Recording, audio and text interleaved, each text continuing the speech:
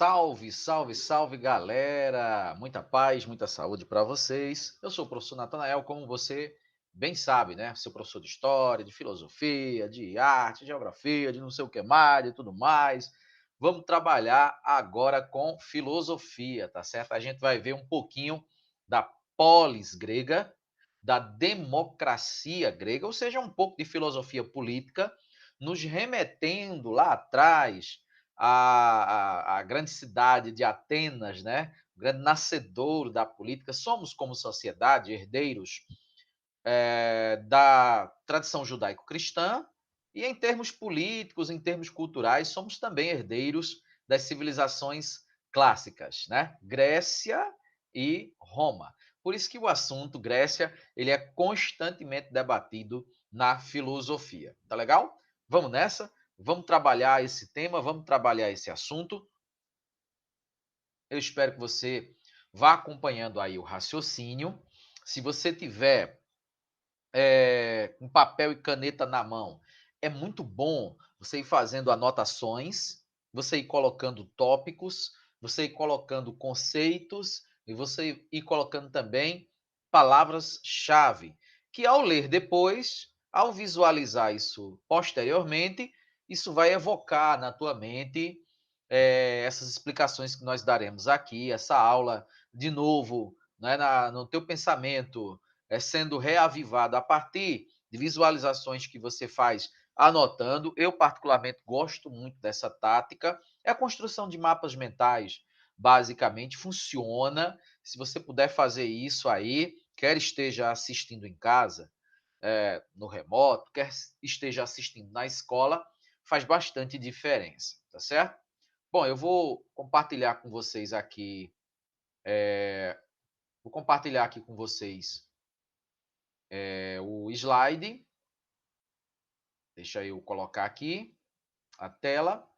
E em havendo interesse por parte de vocês, eu posso também colocar tranquilamente no grupo de WhatsApp em PDF, bastando apenas que vocês nos peçam, tá certo? Nós vamos trabalhar com um material oficial do governo do estado, da Secretaria de Educação de Pernambuco. Acho que você já está visualizando aí a lâmina de abertura, né, desse slide. É um material produzido e supervisionado pela Secretaria Estadual de Educação, como eu disse, e está à disposição de vocês, bastando apenas nos solicitar. O tema é esse. Deixa eu voltar aqui para a gente contextualizar direitinho, né? A construção da polis e a política, a democracia grega. Vamos aos termos, né? Polis é cidade na Grécia Antiga.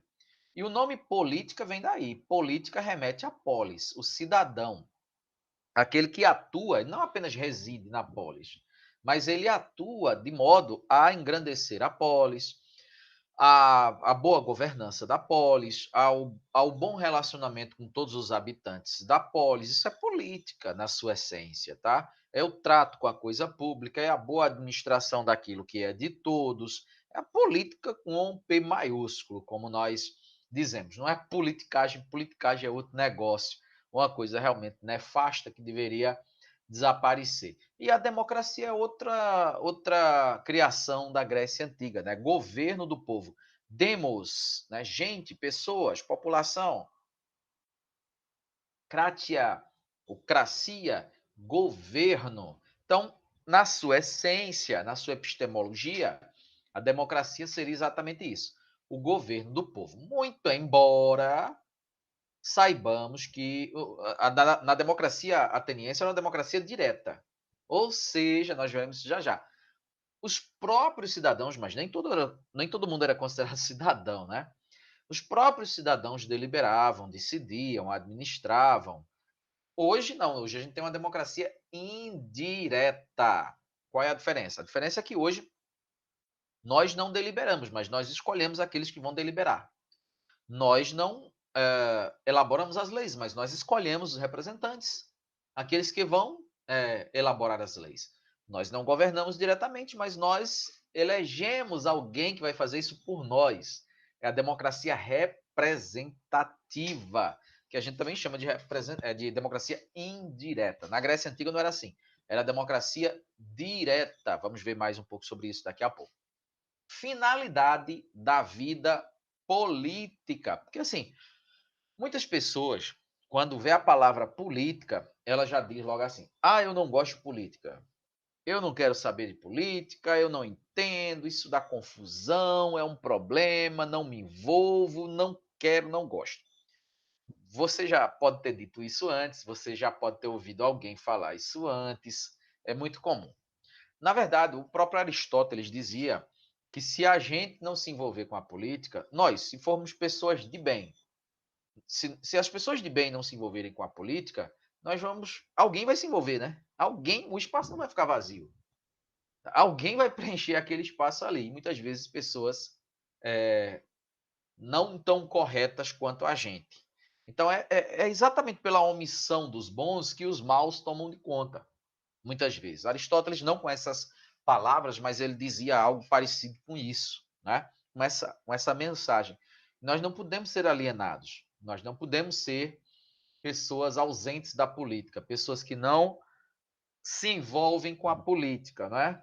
Porque aí, como o espaço não vai ficar vago, como alguém vai se envolver, como alguém vai preencher esse vazio, pessoas não tão bem intencionadas, muitas vezes é quem vão fazer isso, e aí é prejuízo para todo mundo, né? Tá aqui, ó.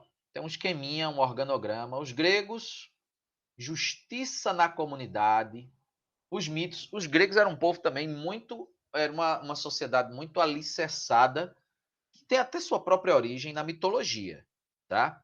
Por exemplo, o deus Cronos.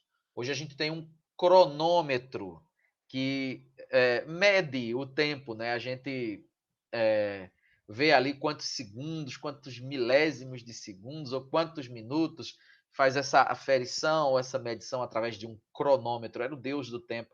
Então, toda a sociedade grega, apesar de todo o racionalismo, ela estava muito alicerçada nessa ideia de religião. Os deuses gregos, né, e os mitos das fundações das polis, né, estava tudo isso muito entrelaçado, muito arraigado na sociedade grega.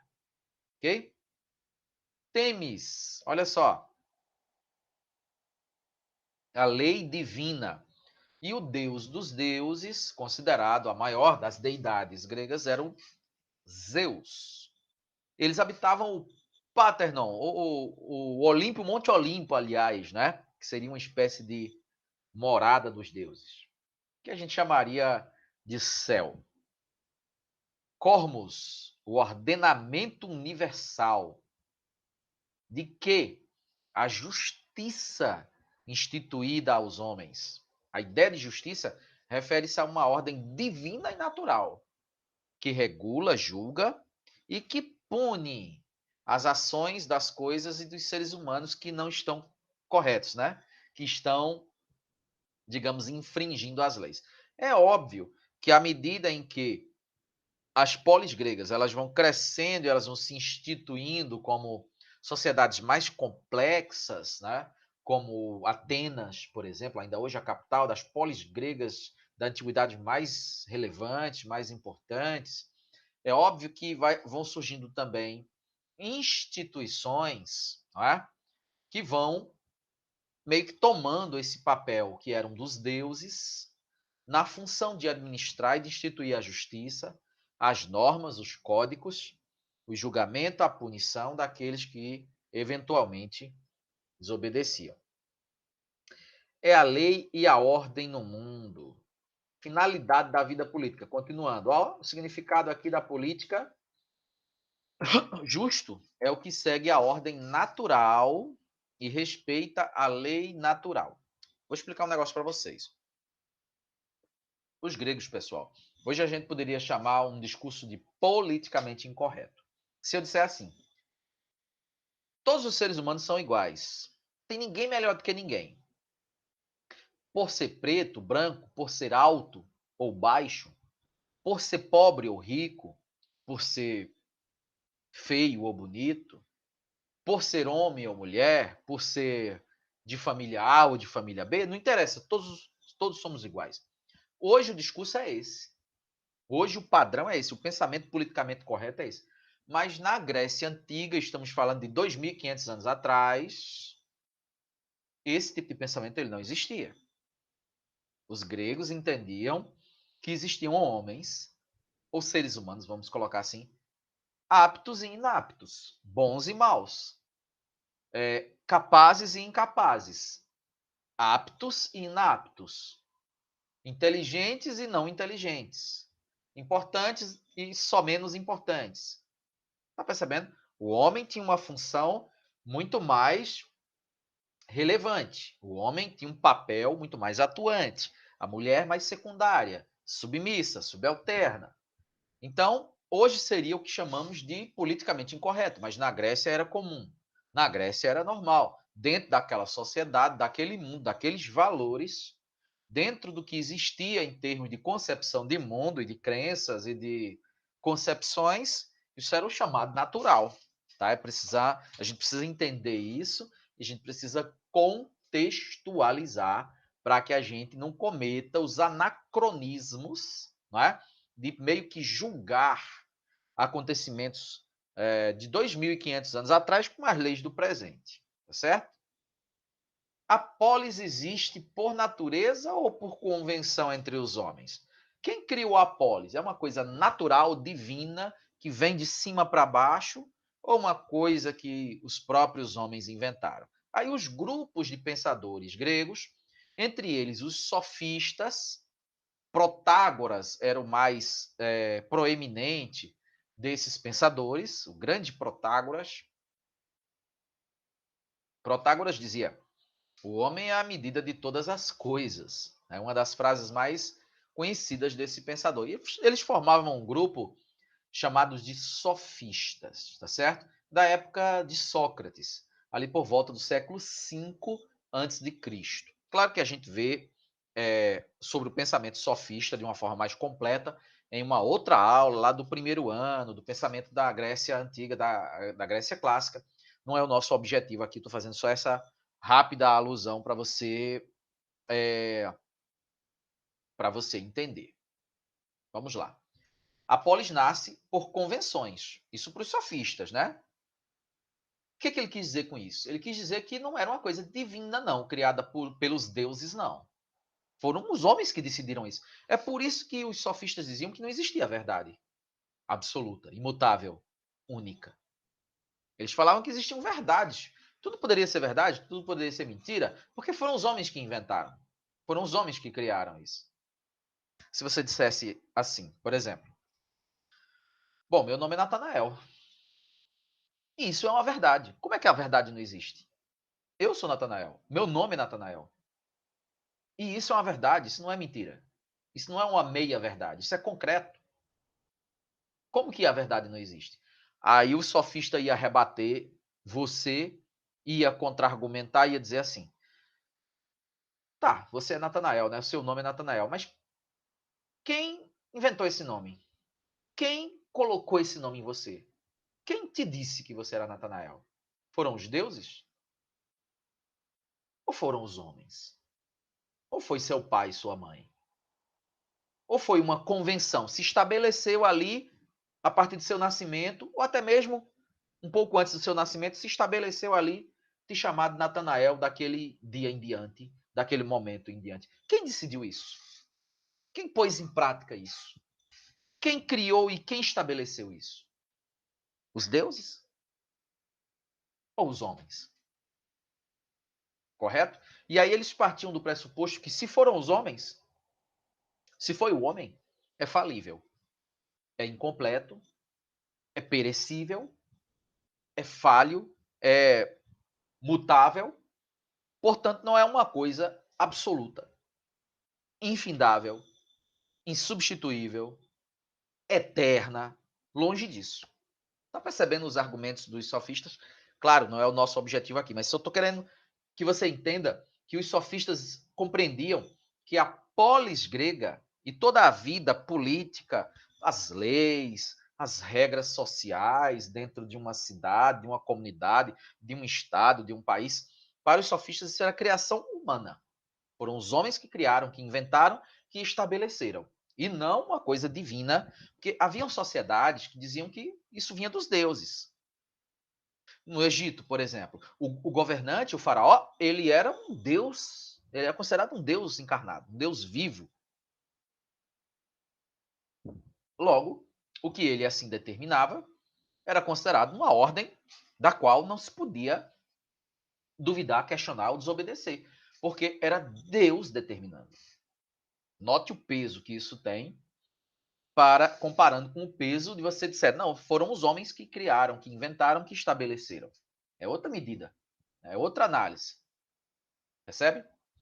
E aí, continuando, diz assim: a justiça é o consenso quanto às leis.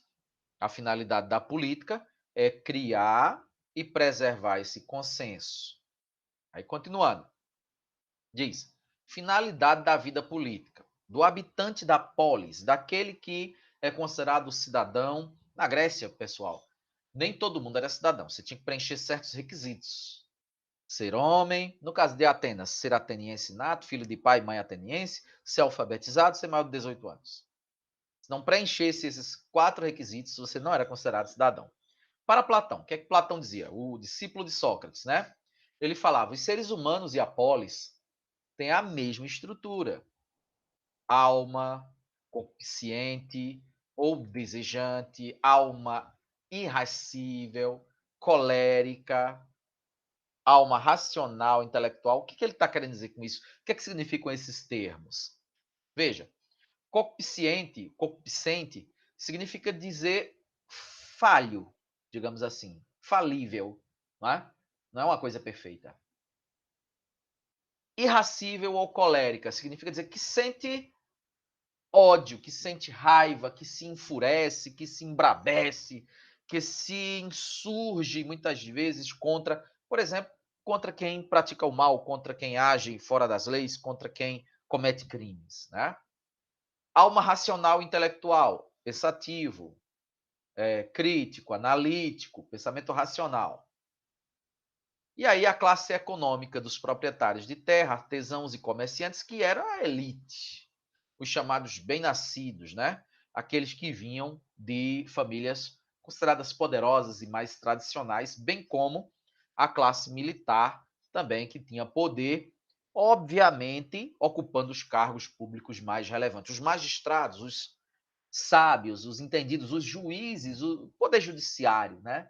Digamos assim, ficando e reservando para o trabalho braçal. Isso tudo era um trabalho intelectual. Isso tudo eram funções administrativas, funções que era do trabalho intelectual. Quem fazia o trabalho braçal, o trabalho mais pesado, na agricultura, além de escravos, que na Grécia Antiga tinha escravidão, era o povo, né? Aqueles que eram considerados inaptos, aqueles que eram considerados incapazes, aqueles que não eram filósofos, que não eram ricos, que não eram das famílias tradicionais, que vinham de famílias de fora daquela cúpula que eram considerados bem-nascidos, os fundadores da cidade, os descendentes dos fundadores e assim por diante. Então, repito, na Grécia Antiga tinha o que nós poderíamos chamar hoje em dia de, como falei, politicamente incorreto, tá? Finalidade da vida política para Platão, continuando. Ó, o homem é injusto quando a alma concupiscente ou apetites e prazeres é mais forte do que as outras duas, dominando-as. Também é injusto quando a alma colérica, a agressividade, a raiva é mais poderosa do que a racional, dominando-a. Muito simples, olha só. Quando é que se pratica a injustiça para Platão? Quando é que o governante, na sua vida política, ele age de forma injusta? Quando ele deixa a raiva prevalecer, quando ele deixa os seus apetites, aquilo que lhe apetece, os seus desejos, as suas concupiscências, as suas inclinações pessoais, né? As suas vontades pessoais, prevalecer sobre o bem maior, que seria o bem coletivo. Quando ele deixa isso sobrepujar, não é? as atividades nobres de um governante, que é governar para todos, equilibrado, de forma equitativa, justa, de forma consciente e socialmente perfeita, quando ele deixa esses sentimentos ruins, não é, prevalecer, ele age, segundo Platão, de forma injusta. O homem justo, para Platão, é o homem virtuoso. E o que é a virtude? Ó? É o domínio racional sobre o desejo e a cólera. Tipo assim, eu quero ter um carro novo. Claro que não estou falando da Grécia Antiga, né? E sim no pensamento dos dias de hoje. Eu sou governante e eu quero ter um carro novo. E para atingir esse objetivo pessoal de ter um carro novo e bom, eu vou me valer das vantagens do cargo público para desviar verba, ao invés de atender um programa social, uma família carente, um bairro carente da cidade que eu governo, um atendimento de pessoas carentes, eu desvio essa grana para satisfazer o meu apetite. Não de comer, mas de possuir, né, algo que o meu desejo manda que eu faça. E ao invés de me inclinar para o bem maior, na função de governante, que é atender a todos, sobretudo os mais carentes, eu uso desse cargo, dessa benesse, para atender os meus próprios apetites, né? Os meus próprios desejos, minha própria ganância, minhas próprias vontades. Acho que ficou muito claro daquilo que Platão, melhor dizendo, quis dizer como a justiça, a finalidade da política daquele que exerce a governança na polis, tá certo? É importante dizer tudo isso, pessoal, porque os gregos tinham essa visão tanto quanto assim romântica, né, da política. Vou colocar essa palavra romântica como uma coisa assim ideal, né? Meio que utópica. Aí, lá no século XVI, vai vir um cara chamado Maquiavel, um cara lá de Florença, na Itália, vai destruir esse pensamento, vai dizer a política é ganância. Ele vai desnudar a política. Ele vai dizer a política é o atendimento dos desejos pessoais, sim, é poder, é o cara querendo se apropriar de tudo e querendo perpetuar-se no poder e fazer valer sua autoridade, é o autoritarismo, muitas vezes é isso mesmo, a política é dessa forma. O cara vai mudar o pensamento político totalmente, mas isso é 15 séculos mais para frente do que a época que nós estamos estudando aqui na Grécia Antiga, tá certo? Aí ele continua: a justiça ética é a hierarquia das almas, a racional, a superior, a que domina as inferiores, como deveria ser, né? E tudo que fugisse dessa ética racional seria algo abominável, portanto, que deveria ser repelida, rejeitada pelo governante, aquele que atuava na vida pública. E aí, continuando, ó, novamente, segundo Platão, a finalidade da vida pública. Como realizar a cidade justa? Primeiro, como eu disse, o governante era o rei filósofo. Tinha que ser alguém sábio, capaz, apto, de preferência proveniente das famílias mais nobres, né? Então ele falava a educação dos cidadãos, homens e mulheres, mas com educações distintas. As mulheres sendo educadas para tais funções, não as político-administrativas. A elas não era reservado esse papel. E sim do cuidado com o lar, dos filhos, da administração da casa, etc. Os homens não, destinados à filosofia, à retórica, ao conhecimento político, à governança e outras funções consideradas nobres e públicas. A cidade justa é governada pelos filósofos, viu o que eu disse? Os reis filósofos, né? Administrada pelos cientistas, protegida pelos guerreiros e mantida pelos produtores. Para ele, o cenário ideal. Aqueles que trabalham, que produzem, que lavram a terra, que extraem da agricultura o alimento, o sustento. Aqueles que vão guerrear, que vão trabalhar na arte da guerra, proteger, expandir e defender o território. E aqueles que vão governar. Tudo estabelecido de forma racional, supostamente racional, de maneira tal, veja bem, que aqueles que estão no trabalho da lavoura, eles não podiam chegar ao cargo de rei, porque eram considerados inaptos. A eles não era dada a mesma equiparação de um cidadão ateniense proveniente das camadas mais elitistas, né, das famílias tradicionais, como eu disse, hoje em dia seria algo que chamaríamos de politicamente incorreto. Eu quero frisar bem essa parte para você entender como era o pensamento grego, como é o pensamento de hoje. E por que o de hoje se tornou assim? Aí vem os eventos da história, né? A Revolução Francesa, a Declaração Universal dos Homens, dos Cidadãos, a ONU, a criação da ONU posteriormente, no pós-Segunda Guerra Mundial. Aí os acontecimentos históricos foram moldando essas percepções dos seres humanos, da noção de igualitarismo, de igualdade entre as pessoas. Isso é muito recente na sociedade, tá? Em termos históricos. Em termos históricos, prevaleceu durante muito mais tempo esse pensamento mais desigual, digamos assim. Vamos lá, finalidade da vida política. Aí, agora, segundo Aristóteles, não mais segundo Platão. O bem, partilháveis, participáveis, quantidade, qualidade, riqueza, poder político. Olha só que coisa interessante. Bens partilháveis, quantidade, riqueza. Bens participáveis, a qualidade e o poder político. E quanto à justiça? Distributiva e participativa. Eu vou explicar um conceito em Aristóteles de justiça que é bem interessante da gente entender. Se estivéssemos em uma festa, 10 pessoas e um bolo do aniversariante, o que seria considerado justo? Que o bolo fosse repartido em 10 partes iguais, cada um pegasse um pedaço de bolo do mesmo tamanho, 10 partes iguais, para 10 pessoas presentes na festa, cada um pegava um pedaço, tudo igualzinho do mesmo tamanho, isso era justo, isso era justiça. Para Aristóteles, não. Por que para Aristóteles não?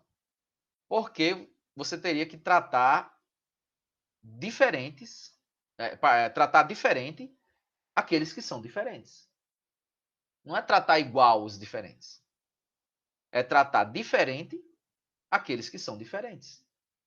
Então, ali tem uma criança magrinha, desnutrida, presente na festa de aniversário, ele precisa de um pedaço maior. Tem outro que já é bem nutrido, que não tem necessidades calóricas, então pode-se dar um pedaço menor para essa pessoa. Tem um que está com fome, tem um que não está com fome. Né? Tem um que não pode, por alguma razão de saúde, tem outro que pode. Então, de acordo com as particularidades, de acordo com as características, né? E isso varia de caso para caso, os 10 pedaços de bolo dessa festa não deveriam ser iguais, para que houvesse justiça, segundo Aristóteles. E aí, dessa forma, dá para a gente entender bem qual é o pensamento de justiça em Aristóteles. Aí, continuando, ó, a cidade justa caberá distinguir os dois tipos de justiça e realizar ambos. A justiça distributiva consiste em dar a cada um o que lhe é devido, e sua função é dar desigualmente aos desiguais para torná-los iguais. Viu o que eu falei? Então, por exemplo, nós vamos pular um muro. São 10 pessoas para pular um muro. Aí você oferece um banquinho para subir e pular o muro a partir desse banquinho. 10 banquinhos para 10 pessoas pularem o muro, 10 banquinhos do mesmo tamanho. E aí você dizer assim: ah, isso é justiça. Eu dei para eles em condições de igualdade. Tá todo mundo aí em condições de igualdade. Eu forneci o material igual para todos. Para Aristóteles não seria justiça, porque as pessoas são desiguais. Tem o maior de estatura que pode usar um banquinho menor. Tem aquele que é pequeno de estatura, que ele vai precisar de um banquinho maior, senão ele não vai conseguir passar para o outro lado, não vai conseguir pular o muro. Tá entendendo? Então, para Aristóteles, é tratar diferente os diferentes, para que todos fossem iguais. Aí sim você alcançaria a justiça. Se você fornece a todos a mesma coisa, você não está sendo justo, segundo Aristóteles. Espero que você esteja aí assimilando e aprendendo. Acho que sim. Somente os que não são forçados às labutas ininterruptas. Labuta, pessoal, significa trabalho, tá certo? Então, somente os que não são forçados às labutas ininterruptas para a sobrevivência são capazes de uma vida plenamente humana e feliz. Veja, somente os que não são forçados à labuta ininterrupta para a sobrevivência. Quem são esses que não são forçados à labuta ininterrupta para a sobrevivência? São os magistrados, os bem-nascidos, das famílias tradicionais, os ricos, a elite. Aí ele diz: esses são plenos, esses vivem uma vida feliz. Os demais não, porque tem que trabalhar no pesado. E por que eles têm que trabalhar no pesado? Porque, segundo os gregos, são inaptos. Não podem aprender, não conseguem desenvolver o cérebro, as capacidades intelectivas. E aí tem que trabalhar com os músculos, com o pesado. Claro que hoje em dia, trazendo para hoje, isso é um pensamento inaceitável. Claro que trazendo para o mundo atual, isso é um pensamento inconcebível, politicamente correto, preconceituoso, não é? Mas na Grécia, é isso que eu estou querendo dizer para vocês, era o pensamento reinante. Bom, pessoal, para a aula não ficar muito grande, comprida, extensa e, portanto, cansativa, eu vou encerrar por aqui. Espero que você tenha entendido direitinho, não é? E a gente encerra e num próximo momento, numa próxima aula, a gente dá sequência a esse trabalho, tá certo? Com todo prazer. Valeu, gente, até a próxima e tchau. Tamo junto, viu?